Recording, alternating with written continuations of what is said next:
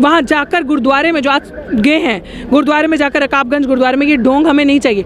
जहाँ जनता आपको बुलाती है वहाँ तो आप आते नहीं। 6 साल से प्रेस कॉन्फ्रेंस तो आप कर नहीं पाए, आप वहाँ जा के ड्रामा करते हैं। किसानों को तो आपने रामलीला मैदान में आने नहीं दिया। अगर आप अन्ना जी को वहाँ आने देते हैं तो पता चल जाएगा वो किसका लाया हुआ इंसान है वहाँ पे। कि इनको पता था कि अगर संसद जाएंगे, संसद चलेगी तो हमारा गला वो लोग पकड़ेंगे, हमारा गला पकड़ेंगे, हमारे सवाल पूछेंगे और किसानों के बिल को बोलेंगे कि तुम लोगों ने गलत किया। तो अपने पास कोई जवाब तो है नहीं है कि उनका गला पकड़ेंगे इनके गंदे कानूनों की लिहाजे से। किसानों ने भी ना अब फैसला किया है कि अब इनके लिए ना शर्म उगाई जाएगी खेतों में, और इनको शर्म बिना MSP के मुफ्त में बांटी जाएगी कि कोई शर्म आए, क्योंकि इनको शर्म नहीं है।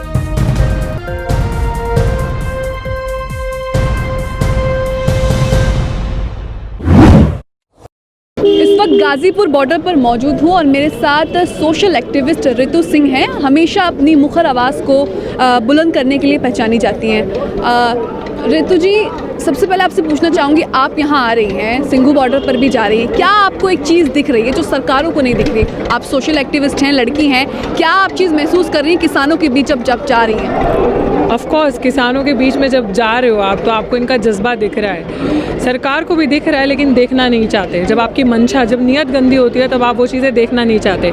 यहाँ पे आकर देखिए कितनी ठंड में, ये कोई बेड्स नहीं है या कोई बहुत कंफर्टेबल सिस्टम नहीं है। यहाँ पे सड़कों पे, फ्लाईओवर पे दे आर स्लीपिंग, और रात को माइनस में टेम्परेचर चला जाता है। इतनी ठंड में ओस भी, दैट ड्यू ड्रॉप्स, वो पड़ते रहते हैं, और इतनी ठंड में ये लोग यहाँ आकर बैठे हैं। And specially if just you asked me कि आप एक वुमेन है, एक औरत हैं, विमेन है, कितनी दिक्कत हो सकती है औरतों को, संघर्ष करें, यहाँ पे आके बैठी हैं, वॉशरूम्स नहीं है, कोई ऐसी कोई सड़क है ना, कोई फैसिलिटी तो है नहीं है। And that is also we are not demanding anything from सरकार कि आप हमें हमारी चीज़ें पूरी करो। ये लोग तो खाना भी अपने घर का खा रहे हैं, खुद ही लेकर आए हैं, तो कैसी परिस्थितियों में बैठ के अपनी जायज़ मांगों के लिए बैठे हैं ये लोग। तो मुझे लगता है कि नहीं भी देखना चाहते तो बेशर्म लोगों को देखना चाहिए और इनका दुख समझना चाहिए। आपने कल भी मानना है, कल भी हारना है, तो देर क्यों करना? आज 22-23 दिन के आंदोलन में आप देखें तो 20 से ज़्यादा किसान शहीद हो चुके हैं। तो ये चीज़ तो सरकार को शर्म करनी चाहिए और इस चीज़ को समझना चाहिए। जो कल करना है वो आज करें। आप शर्म करने की बात कह रही हैं, सरकार तो लगातार कह रही है टुकड़े टुकड़े गैंग शामिल हैं, माओवादी हैं, भड़काया गया है, मतलब किसान मानने से बिल्कुल इनकार कर रही है। ये वही चीज़ है कि कहते हैं टूट नहीं रही हिम्मत, देखो क्या राज है, जुल्म के खिलाफ उठी इनकलाब की देखो कितनी बुलंद आवाज़ है। ये वो इनकलाब की आवाज़ है। सरकार मानना नहीं चाहती है ऐसा नहीं है, बस समझ में नहीं आ रहा कि अपनी बेइज्जती कैसे करवाएं इनके इनकलाब, इनके जज्बे के आगे देखकर, क्योंकि उनको समझ में ही नहीं आ रहा ये हुआ क्या है। 30 साल पहले कभी ऐसा दौर, ऐसा दृश्य देखा होगा कि जहाँ पे इस तरह का इनकलाब, इस तरह की क्रांति रही होगी, या जब कभी अंग्रेज़ों से लड़े होंगे, लड़ाई लड़ी होगी, तब वो पगड़ी वाला वो एक आंदोलन चला था किसानों का। अब ये ऐसा एक आंदोलन है, ये ऐसी एक रेख अपनी रूप बना चुका है कि पीछे हटने वाले नहीं है। खाली वो ही नहीं है सत्ता पक्ष में बैठे जो ये कहते हैं not an inch back, now they have also decided not an inch back. चाहे वो हमारे योगी जी, जिन्होंने आपने थोड़े दिन पहले वो बयान सुना होगा, शर्मनाक बयान अगर कोई ऐसा देता है तो वो कहता है कि मंदिर बन रहा है वहाँ पे, इसलिए ये लोग यहाँ पे आके लड़ रहे हैं। ये जज्बा देख रहे हो? मंदिर किसका बना था? मंदिर बना था प्रभु राम का। प्रभु राम वो इंसान थे जो जंगल छोड़कर, जो गद्दी छोड़कर जंगल चले गए थे। ये कैसे ढोंगी योगी जी हैं जो अपनी गद्दी छोड़कर, अपना अपना जंगल छोड़कर गद्दी पे जाके बैठ गए हैं और दुनिया को भ्रमित कर रहे हो, दुनिया को भरमा रहे हो। और मैं यही नहीं कहती, अगर देखने की बात ये है कि भाई फसल मैं लगा रही हूँ ना, मेरी फसल है, तो दाम मैं तय करूँगी या तुम तय करोगे? मतलब सारा कुत्ता कुत्ता, तुम्हारा कुत्ता टॉमी, मेरा कुत्ता टॉमी क्यों नहीं हो सकता? मेरा कुत्ता टॉमी क्यों नहीं? मेरे लगाए हुए धान का दाम मैं तय करूँगी ना, मेरी लगाई हुई धान का दाम आप तय नहीं करोगे, तो उसकी MSP भी मुझे वो उस तरीके से चाहिए ना। आप कौन होते हैं बताने वाले मुझे? इट्स वेरी स्ट्रैटेजिकली, ये जो सारी चीज़ें हो रही है ना, ये मजाक नहीं है, बड़ा स्ट्रैटेजिकली ये हुआ है। आप अगर शुरू से अगर इस आंदोलन में है, क्योंकि आप पत्रकार हैं, आप लोगों ने देखा होगा, वहाँ से पॉलिसी बनी, स्ट्रैटेजी बनाई और छोड़ दिया अपने दलालों को मीडिया के थ्रू गोले बरसाने के लिए। पहली ऐसी सरकार होगी जो ज़बरदस्ती कह रही है कि मैं किसानों का भला करना चाह रही हूँ। किसान कह रहे हैं हमें ऐसी भलाई नहीं चाहिए भाई, ये भलाई हमारी मत करो, लेकिन ज़बरदस्ती और मीडिया के थ्रू एक पॉपुलर प्रोपेगेंडा फैलाया जाता है कि मोदी जी वाह वाह वाह, ऐसा भला किसानों का कोई कर ही नहीं सकता। सकता। ये बिल वैसे आया जैसे जियो दनादन आया था, फ्री इंटरनेट, फ्री सिम ले लो, ये वैसा ही बिल आया है कि आपको 2 साल 1.5 साल तो दिखाएगा अच्छा तमाशा, उसके बाद आपको असली औकात, असली एहसास पता चले जाएगी। आप अभी देखें कितनी तारीफ करें इस सरकार की। जब आपको रैली करनी है तब कोरोना नहीं है, जब आपको प्रोटेस्ट करना, अपने लिए कुछ करना है, जब आपको बनारस में सभा करनी है, संगीत सेरेमनी अटेंड करनी है, तब कोरोना नहीं है। अमित शाह जी को रैली करनी है तब नहीं है। अब ऐसा क्या हो गया जब आपने संसद रद्द कर दिया विंटर सेशन में? किससे पूछकर? Is this democracy? क्या इसको डेमोक्रेसी कहते हैं कि आप वहाँ पे बैठे हैं? सत्ता किससे बनती है? पक्ष है, विपक्ष है, ऐसे ही तो सिस्टम चलता है ना। तो जब पक्ष और विपक्ष से सिस्टम चलता है तो आप कौन होते हैं? आप कह रहे हैं कि मैं, उनके नेतागण कहते हैं कि हम मेजॉरिटी से आके बैठे हैं, हमारी मेजॉरिटेरियन गवर्नमेंट है, हम कुछ भी कर सकते हैं। What does that mean? उसका मतलब ये है कि आप कुछ भी कर लेंगे, आप किसी का भी गला काट देंगे, कोई भी कानून ले आएंगे। ऐसे नहीं चलता है सिस्टम। आप किसी भी सिस्टम में बैठे हैं, you need to make your decisions और you need to sit within the ambit of the constitution, जो भी हमारा कॉन्स्टिट्यूशन संविधान कहता है। आप कैसे ऐसी कोई भी डिसीजन ले सकते हैं? क्योंकि इनको पता था कि अगर संसद जाएंगे, संसद चलेगी तो हमारा गला वो लोग पकड़ेंगे, हमारा गला पकड़ेंगे, हमारे सवाल पूछेंगे और किसानों के बिल को बोलेंगे कि तुम लोगों ने गलत किया। तो अपने पास कोई जवाब तो है नहीं है कि उनका गला पकड़ेंगे इनके गंदे कानूनों की लिहाजे से। तो ये वही चीज़ है जो अभी हुई है। इनको नहीं पता कॉन्स्टिट्यूशन के अंदर क्या है, इनको ह्यूमन राइट्स का नहीं पता, ह्यूमन वैल्यू का नहीं पता, वो किसी की फ्रीडम ऑफ स्पीच, डिसेंट क्या है, डिसेंट भी अगर मैं विरोध कर रही हूँ तो ये भी तो एक संवैधानिक अधिकार है मेरा। इस सरकार को वो समझ नहीं आता। मैं कहती हूँ जो सरकार में नेतागण बैठे हैं, अगर यही किसान इन नेताओं के घर के होते तो ऐसे बिल कभी पास ना होते ऐसे बिल पास, ऐसे बिल कभी पास नहीं होते। और मैं आपको ये भी बता देना चाह रही हूँ इस माध्यम से कि इस देश में, इस मुल्क में, इस भारत में इनकलाब तभी होगा, ये चीज़ें तभी होंगी जब एक नेता का बेटा बीसीसीआई का चेयरपर्सन नहीं, सेना का जवान होगा और देश का किसान होगा। क्योंकि ये वो सरकार है, इस सरकार में वो लोग नेता बन के बैठे हैं, इतने बेशरम लोग हैं। क्योंकि इन लोगों का है कि ये जो देश के जो नेता हैं ये ऐश करते हैं विदेश में और नेता मरता है कहाँ? खेत में। यही चलता है इनकी स्ट्रैटेजीज। इनके बच्चे देख लो, इनका पूरा सिस्टम देख लो, पूरा हाईजैक्ड है सिस्टम। कहीं पे भी आप चले जाओ, हमारी सरकारी सुविधाओं को, जितने भी सिस्टम है, सबको बर्बाद कर दिया है। खुद के बच्चे हमारे टैक्स से, हमारे कमाए हुए पैसे से जाकर बैठते हैं विदेश में। वही कहते हैं ना, नेता देश में ऐश करता है और उसका बेटा विदेश में ऐश करता है। किसान खेत में मरता है और उसका बेटा फौज में मरता है। This is what is happening in our country. ऐसे ही 56 इंच बहुत चिल्लाते थे ना, क्या 56 इंच का सीना ये है कि आज किसान मर रहा है, सरद हवा में किसान मर रहा है, ठंड पड़ रही है, मतलब ऊपर से बारिश गिरती है, कई बार आधी रात को ओस गिरती है और किसान वहाँ पे मर रहा है। 56 इंच का सीना उस किसान का, उस नेता का है और उस किसान का है जो अपने बेटे को, अपने औलाद को आज ज़मीन पे अपने हकों की लड़ने के लिए बैठा, और उसी किसान का बेटा आज भी फौज में बैठा है। तो ये ढोंग, ये तमाशा की ड्रामेबाजी यहाँ पे ना दिखाएं। जो किसानों की जायज़ मांगे हैं उनको वो किसानों की जायज़ मांगे दे, देर नहीं करें डील, ये ड्रामा ढोंग ना रचें।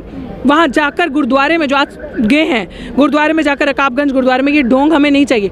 जहाँ जनता आपको बुलाती है वहाँ तो आप आते नहीं। 6 साल से प्रेस कॉन्फ्रेंस तो आप कर नहीं पाए, आप वहाँ जा के ड्रामा करते हैं। यहाँ जनता आपको बुला रही है, जिस तरह एक हमारी कम्युनिटी में कहा जाता है कि जो जहाँ पे लोग बैठते हैं, जो सत्संग होता है, वहीं पे असल में गॉड रिजाइड्स देयर। तो अब यहाँ तो आपसे आया नहीं जाता, आप वहाँ जाके ड्रामा कर, क्योंकि वहाँ तो गुरुद्वारे में, मंदिर में तो कोई भी जाता है, और नेता लोगों को तो असली में काम ही होता है कि जाकर लोगों को अट्रैक्ट करना कि देखो जी मैंने बहुत महान काम किया। That we don't want your jumlas, क्योंकि हम अच्छे से जानते हैं कि नेता क्या है। बताइए मुझे, मैं आपसे पूछ रही हूँ, नेता क्या है? यही नेता लोग, मुफ्तखोरी की आदत है इनको। इन्हीं नेता लोगों को अगर आप देखें, बिजली, पानी, घर, घोड़ा, बंगला सब मुफ्त में चाहिए, सारी चीज़ें। और किसानों ने भी ना अब फैसला किया है कि अब इनके लिए ना शर्म उगाई जाएगी खेतों में, और इनको शर्म बिना MSP के मुफ्त में बांटी जाएगी कि कोई शर्म आए, क्योंकि इनको शर्म नहीं है। इसीलिए इनके ये जो दलाली करते हैं अंबानी अडानी की, बैठ के आई टेल यू, इनके इसी बिलों की वजह से, इसी गंदी हरकतों की वजह से हमारे देश में हर 8वां इंसान भुखमरी की कगार पे भूखा है। और पूरे देश में एक तिहाई हिस्सा, पूरे देश में, अगर आप पूरे विश्व में देखें, पूरे विश्व में 1/3 हिस्सा भारत का है भुखमरी में। तो ये क्या चाहते हैं? ऐसे बिल लेकर आए तो 50% शेयर हो जाए पूरे विश्व में भारत का भुखमरी में। वो काम तो करा नहीं जाता, भुखमरी के लिए पेट तो पाला नहीं जाता अपनी देश की जनता का। बच्चे हैं गरीब, इतना आधे से ज़्यादा बच्चे भुखमरी हैं, उनको ये नहीं पता कि सुबह खाना मिलेगा, शाम को मिलेगा, नहीं मिलेगा।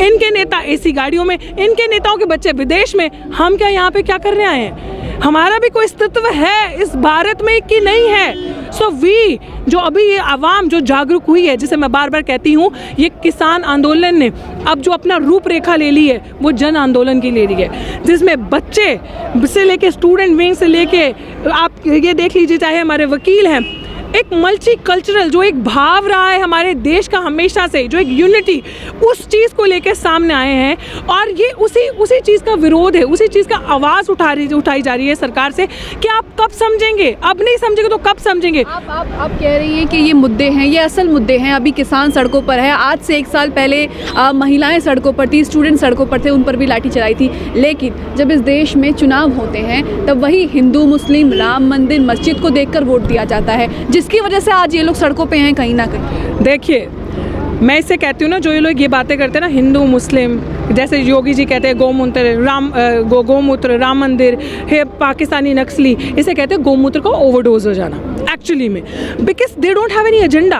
मैंने बार बार यही बताती हूँ कि इनकी जो चली है ना सरकार, वो धर्म में आपको बांटना, जातियों में आपको बांटना, मजहब में आपको बांटना, अमीर गरीब में आपको बांटना, रंग भेद में, इसी पे तो ये राजनीति करते आए हैं। और इसी पे आपको खुश कर दिया, आज आपके लिए बनवा दिया, आपको खुश कर दिया, आपसे वोट ले लिया, कल उसको खुश कर दिया, उससे वोट ले लिया।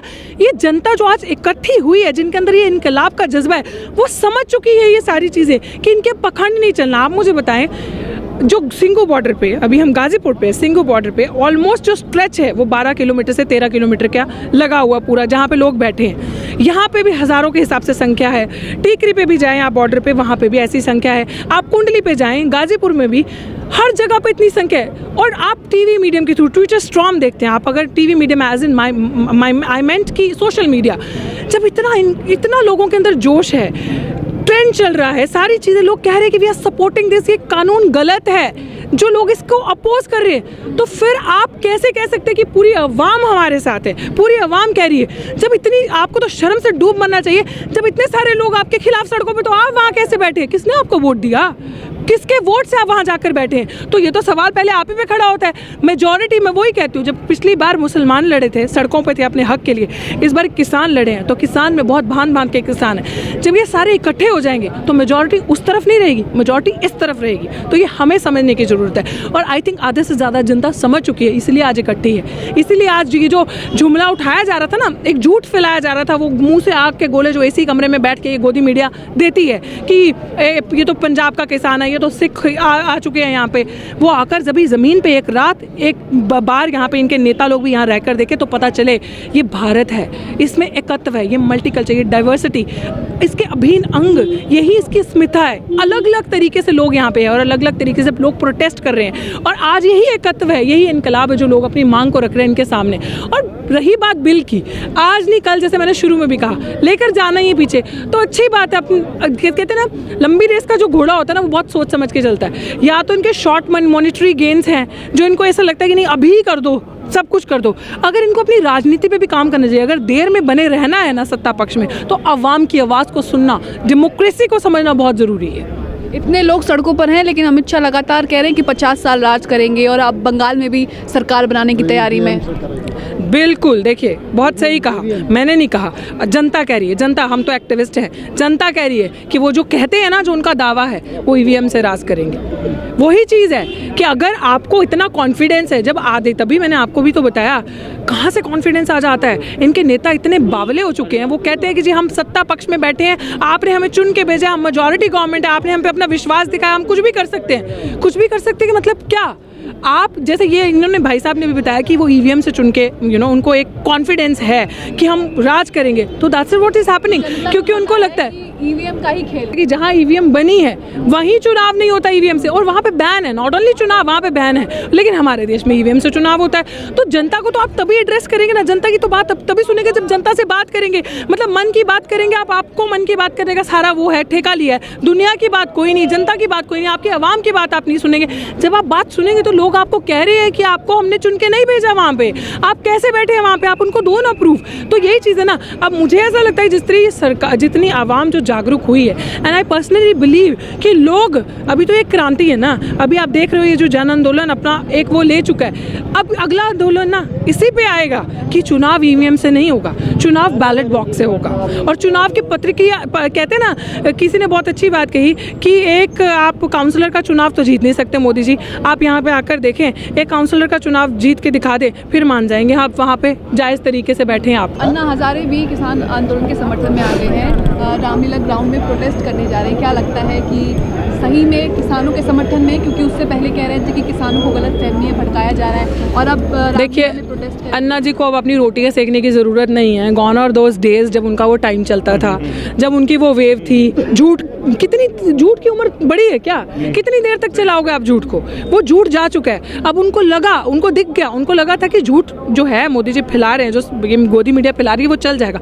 लेकिन अब उनको दिखा कोई विकल्प ही नहीं है। हमारी जो फजीयत हो रही है उससे बचने के लिए हमें जाना है वहाँ पे। अब मुझे एक और बात बताओ, आपने कहा रामलीला मैदान में, किसानों को तो आपने रामलीला मैदान में आने नहीं दिया। अगर आप अन्ना जी को वहाँ आने देते हैं तो पता चल जाएगा वो किसका लाया हुआ इंसान है वहाँ पे। अगर अन्ना जी रामलीला मैदान में पहुँच जाएंगे तो हमें पता चल जाएगा कि वो आप ही का लाया हुआ एजेंडा आप ही का खड़े किए हुए वहाँ पे है। क्योंकि तब जब आपको भूख लगी है तब तो आपने रोटी दी नहीं, तब तो आपने मेरे मुँह से निवाला छीना। अब जब मेरा पेट भर रहा है, मेरी आवाज़ बुलंद हो रही है, मैं बोल पा रही हूँ, अपने पैरों पर खड़ी हो पा रही हूँ, तब आप आके मेरा साथ दे रहे हो। तो ऐसी हमें हवा नहीं चाहिए आपकी। अच्छा, लगातार हम ये देख रहे हैं कि किसान आंदोलन में जिस तरीके से आरएसएस के कार्यकर्ता, बीजेपी के नेता पकड़े जा रहे हैं अब बोलते हुए, तो एक तरीके से फिर वही शाहीन बाग वाला आ गया कि वहाँ पर भी इस तरीके से गोलियां चलाई गई थी।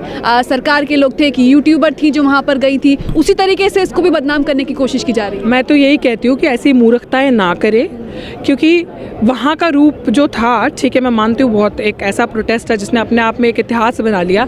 यहाँ गलती ना करें, यहाँ गलती ना करें, क्योंकि ये जो एकता, प्यार, एक जो जज्बा है ना इनके अंदर, तो कहते हैं ना जब जहाज़ में भी आप चढ़ते हो, बैठते हो, तो सवारी अपने सामान की रक्षा खुद ही करके आए, तो वो वैसे हैं। क्योंकि जितना प्यार, जज्बा, जितना शांतिपूर्वक तरीके से ये प्रोटेस्ट हो रहा है ना, इसमें वो गंदगी ना लेकर आए, क्योंकि चिंगारी को हाथ लगाने का टाइम नहीं है ये राइट उनके लिए। तो ये सामाजिक कार्यकर्ता थी जिनसे हमने बात करी। साफ देख सकते हैं कि किस तरीके से किसान आंदोलन एक बहुत बड़ा विरोध प्रदर्शन का रूप ले चुका है। सरकार को ज़रूरत है कि आगे आए, इनसे बात करें, क्या मसले मसाइल हैं सुलझाए, या फिर इनको बोल दे कि हम कानून वापस नहीं ले सकते।